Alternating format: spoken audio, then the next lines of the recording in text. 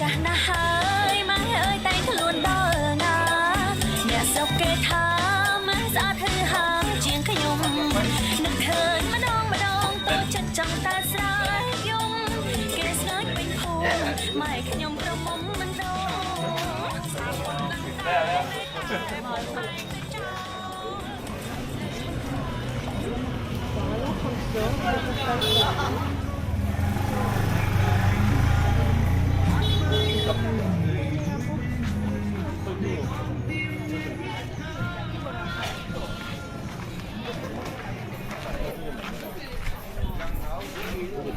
See the long canning way I showed you?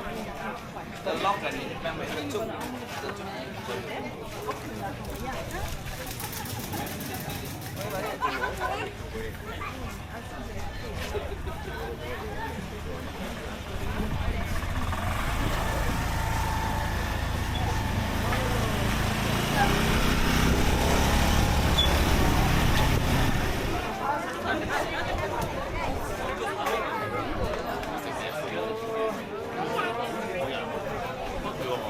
Come inside, inside.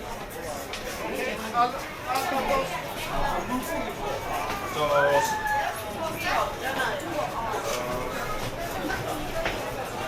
this is the unique architect.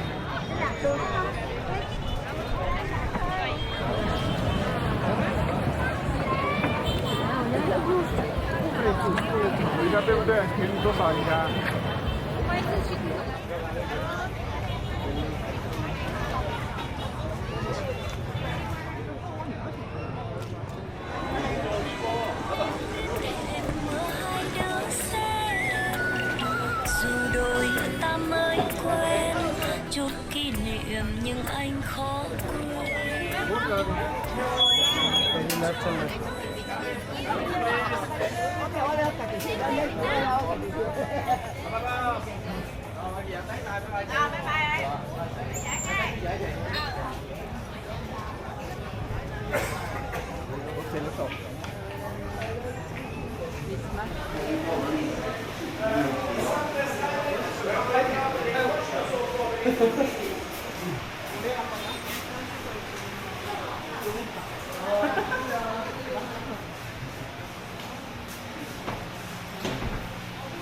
She has the ability to listen to, protect the sailor from the danger of the natural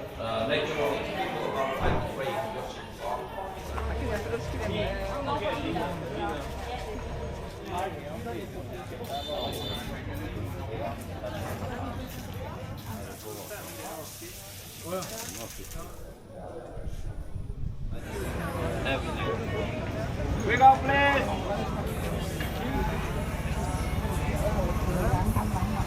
Hoi An rồi.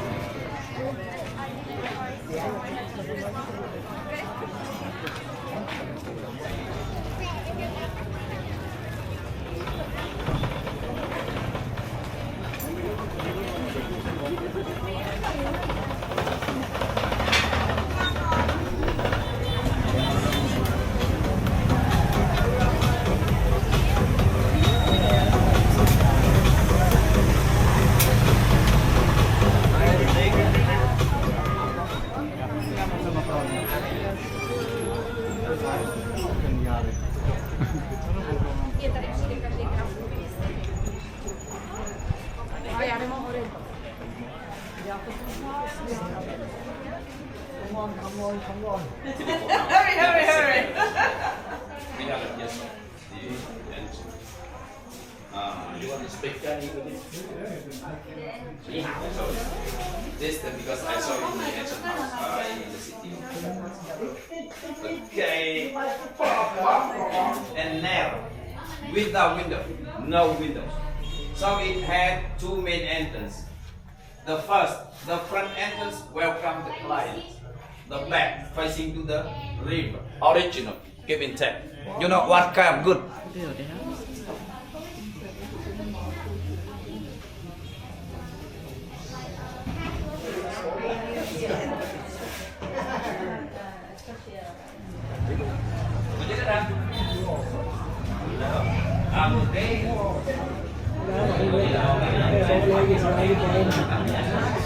And the hotel for biking. Den här fasta bulan har vi var i Det är sån bitch från Olmarknaden som vi kan cykla. Og nå er det jo sånn at det er bare meg her, sånn at jeg går sakte først, og så er det noen som får ha baktroppen. Hva heter hotellet nå? Royal Riverside. Det er vel bare et stort marked. Det er jeg.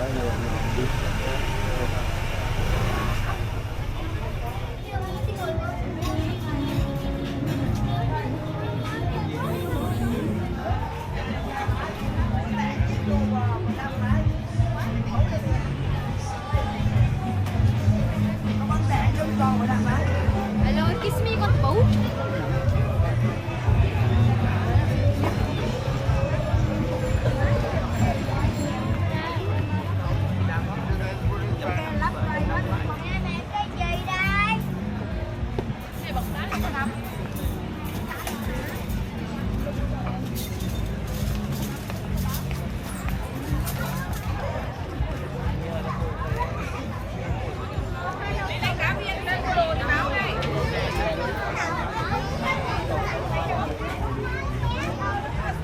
Em ơi.